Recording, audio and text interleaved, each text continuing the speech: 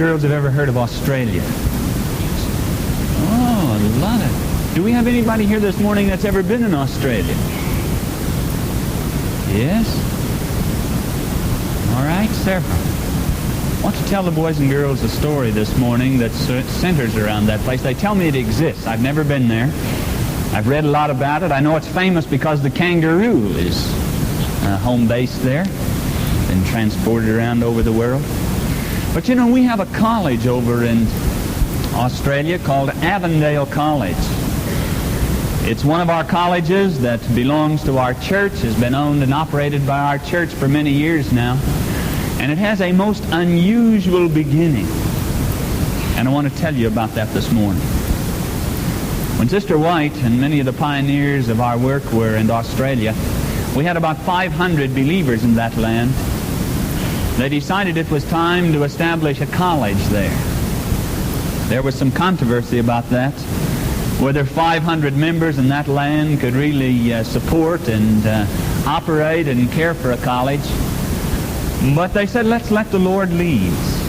And they started looking for some land.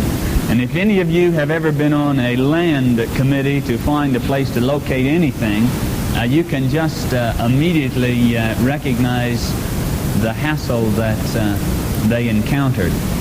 I've been on a couple of committees looking for some land. We were looking for some land in the state of Texas for an academy. And Texas is a big state. It's not as big, they tell me, as Australia, however. And if there are Texans here, they might want to disagree with that. But we had quite a time, and I don't believe they've even found land yet there. When we were in Milwaukee, we looked for a site to build a church school on. And we looked for a year. Sometime I'll tell you the story, how the Lord led in finding that piece of land. But I want to get back to Australia and Avondale College. They found 1,500 acres of land, and they talked to Sister White about it and some of the other men and women that were there. And they said, we think we ought to go look at this land. And so they traveled there. The night before, Ellen White had a dream. And in her dream, she dreamed that they were looking for some land to locate a college on in Australia. And as they walked out through some wooded area, they came upon a little cleared spot in those woods, a little meadow. And in that meadow, there was a plowed furrow about 9 inches deep and about 3 feet long. There were no horse tracks, of course no tractor tracks, no way to make that plowed furrow in the meadow. Some of the men that were looking at the land were from Iowa, and some of you are from Iowa, and are familiar with the black dirt soil that we are familiar with in that part of the country. And the soil there was a little different. And they looked at the soil that had been turned there at this furrow, and they said, you know, this soil is of no value.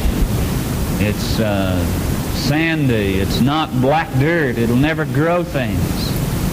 And in this dream, Ellen White had been shown that if properly tilled, that this could be a very productive area.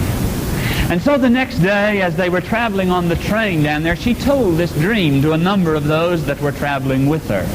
And they thought no more of it. When they arrived at this site of land, 1,500 acres of land is a lot of land to walk around and look over. Many of them that morning scattered around, and some rested. In the early afternoon, Mrs. White and another couple started to walk out across the land, and as they were walking out through the wooded area, they came upon a little meadow. And as they entered that little meadow, they found a furrow that was plowed about 9 inches deep and about 3 feet long. And immediately, those that she had told this dream to felt that the Lord was leading.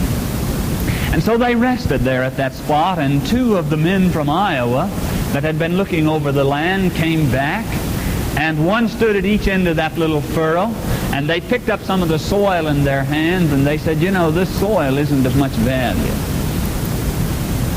And those that knew the vision, the dream that Ellen White had had, looked at her as if to say, are you going to say anything? And there, that day, standing out in that little meadow on this 1,500 tract of land, 1,500 acres. Ellen White told of the dream that she had had and of the plowed furrow. There would be no tracks there. And that how two men would tell of the soil not being of any value.